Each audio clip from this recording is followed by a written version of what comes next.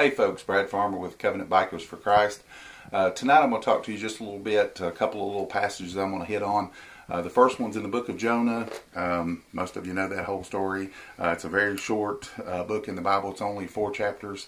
So if you want to, you can hit that and read it yourself. I'm not going to spend a great deal of time reading. I'm just going to touch on a couple of key verses. Chapter 1, verse 17. Now the Lord had prepared a great fish to swallow up Jonah. And Jonah was in the belly of the fish 3 days and 3 nights. And then starting in chapter 2, verse 1. Then Jonah prayed unto the Lord his God out of the fish's belly, and said, I cried by reason of mine affliction unto the Lord, and he heard me. Out of the belly of hell cried I, and thou heardest my voice. So here's Jonah, someone that knew God, actually heard from God, and he ran. He went in the opposite direction, didn't want to do what God wanted him to do. He wanted to do his own thing. And then spends 3 days and 3 nights in the belly of the fish before he finally decides, my only hope here is to call out to God. And when he did, God heard him. So wherever you're at in your situation, think about that. Even if you're running from God and you've known God, he is still there when you call out. That's the part I want you to start with. And then we're going to go over to 1 John chapter 3, verse 1. And it says, Behold, what manner of love the Father has bestowed upon us, that we should be called the sons of God.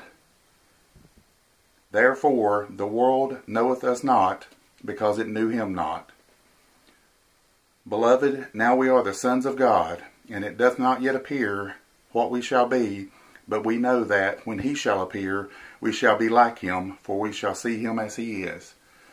And the reason I do that and include that verse is to let you know that if you're a saved person that's given your heart to the Lord, he calls you his child. You're a son of God or a daughter of God. There's many places in the Bible where it says our Heavenly Father. So with thinking of if you've run from God and like Jonah in the belly of a fish for 3 days, he finally calls out and God can hear him from there. So wherever you're at, God's going to hear you if you call out to him. And then thinking of it from an earthly aspect of him being your father. And I'm going to stop on that for just a minute. I'm going to tell you a little bit about myself. Some of you know me really well. Some of you go to church with me. Some of you may have went to high school or college with me. You might have worked with me in past jobs. I mean, I've got a lot of friends on Facebook. Some of you know me through motorcycles, either Buell motorcycles or through the Harleys and like I'm the leader of the Covenant Bikers for Christ group, and I also help with Dash Ministry. I thought I had my Dash Ministry shirt on, but I've got a different one. I help with Dash Ministry, and I got this with some great friends from a group called One Nation Under God in Grundy, an event they do every year. And I get to know a lot of people through all that. But anyway, just to get back, a lot of you don't know me from maybe 12, 15 years ago. You may have only known the Brad of the last 10 years. And I like to consider myself a pretty good guy the last 10, 12 years. And hopefully most people that know me would say the same thing, that I'm a very godly man. And I live in a very Christian way. And, I still am a human. I still have my faults. I still might say something sometime. I might post something on Facebook sometime when I get in the flesh, or when something, I take something the wrong way that's probably not right. But anyway, don't want to get off too far on that kind of stuff. And I meant to do this video a couple days ago, but my wife, who's my lovely videographer, who's doing it right now and taping this for me, she was gone to a ladies' conference in October 2nd of 2002. That was probably a time period when I was as far from God as I've ever been in my life. And I got to a point where I had a motorcycle back then, and I'm a big dude, or, as far as average standards and, heights and weights and all that stuff goes. I'm 6'6", and I'm over 260 pounds. So I'm a pretty big guy. And you get fleshly and you start drinking, hanging out with the wrong people, doing crazy stuff, you get that mentality of I'm 10 foot tall and bulletproof, and I'm bad and nobody can stop me. I'm a force by myself. I don't need anybody else. I don't need my wife. I don't need my family. I don't need no church. I don't need anybody but me. And I had gotten to that point, I'm sad to say.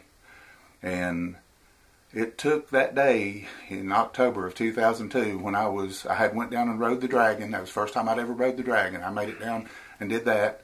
And I came back and took a wrong turn. And I'm not going to go on and on with this on that part of it. But anyway, I slapped my bike up against a telephone pole or a power pole on a road that was just a little one lane, no markings, back in the middle of the Smoky Mountains, or off to the side of the Smoky Mountains, in the middle of nowhere. And when I jumped up after the accident, I slid down over a hill and all this stuff. And when I came up back to the road, a few steps up to the road, and was looking down, the back tire was still spinning and the chain was, making the noises. It was still going. And I thought, oh, I think the bike's okay, because I kind of was glancing at the front and the back. The wheels, weren't bent up or busted or warped or anything.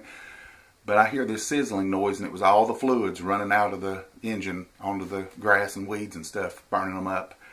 And at that point, I realized that bike's not going anywhere. That bike's done. So I took a couple steps back down, opened up the saddlebag, pulled a cell phone out, flipped it open, or it might not even been a flip phone. It might even been 4 flip phones. I cut it on, and he did that little deal where the thing was spinning or whatever, and it said searching, searching, and then it said no service. And at that point, I'm on a road that I hadn't seen a house in probably a mile or two. And I've took my wife down and showed her the place it happened. She can see the marks where I slid into the thing, and there's a big chunk out of the telephone pole where I smacked into it. But at that point, when I realized the bike will not go and the cell phone cannot reach anybody, that's when I realized my leg started to throb. And I mean, I'm talking about one of those, like a cartoon where you hit your thumb and it's pounding and getting big. That's how my leg felt. And I rolled my pants leg up, and there was blood everywhere on my sock and down on my boot. I'm not going to get graphic on it, but it was bad. I didn't break any bones, thank God. But at that point, and that's, like I said, I had run as far from God as I had ever gotten. And I was raised in a Christian home, had great Christian parents, took to church all the time, and had run from God for a few years, and definitely those last couple of months right before that was really bad. And at that point, I did the only thing I knew to do, kind of like Jonah did. And I looked up to God, and I don't know to this day if I said it out loud or just thought it in my mind. I just said, God, help me. And that's the 3 most powerful words I've probably ever said in my life. And here I didn't know which direction to go, what to do. To walk forward, walk back the way I come. I had no idea where I was even at. Even if I'd have got someone on the cell phone, I couldn't have told them how to come and get me. That's how bad in the middle of nowhere I was. But a little red S10 pickup truck with an old man and an old woman came that way. And they picked me up, took me to the hospital, picked my bike up.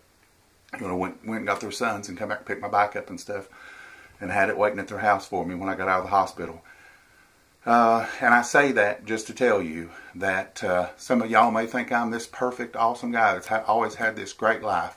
All I am is just someone that finally realized I need God and came back to God. And I can honestly tell you that that's one of the best decisions, or the best decision I've ever made in my life.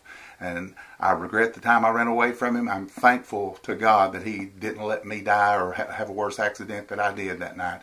Because ever since then, I've wanted to do things to let other people know that there's a God. He can save you. He can give you a better life than you ever had before, and that it'll ever be on your own. So hopefully, if there's somebody out there tonight that feels like you're further from God than you've ever been, tonight's a perfect night to say, God, help me. Till next time, be blessed and be a blessing.